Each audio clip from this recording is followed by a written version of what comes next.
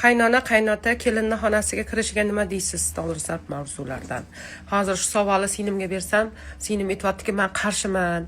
Spalnida har xil narsam bo'lishi mumkin. Shoshib kiyinib chiqsam ichki kiyimim qolib ketishi mumkin deb. Lekin men qarshi emasman. Chunki qaynota qaynonani o'zi spalnisi is kirib ketgan. Menimcha yo'g'an bo'lsa kerak. O'zbekchilikda bir marta erga tegayotgan paytda mebel qilib beradi. Qaynota qaynonamiz davrida u ham bo'lmagan. 4 qavat ko'rpachani qalin qilib berishgan. Balki chol kampir romantika qilib, ikkalasi yangi spalnilarda takoy kuku qilishga kirishgandi. Qayerdan bilasiz? Buni yomon joyi yo'q.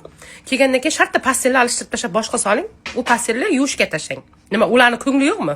Ular ham yangi spalnilarda yotgisi keladi, takoy xonalarda o'tirgisi keladi, chol kampir romantika qilib hamma puliga sizlarga to'y qilib bergan, mebel olib bergan, sarpa qilgan, o'ziga ololmagan. Nima, endi shuni ham ko'ra olmaysizlarmi? Mumkin, kiraveringlar, bemalol.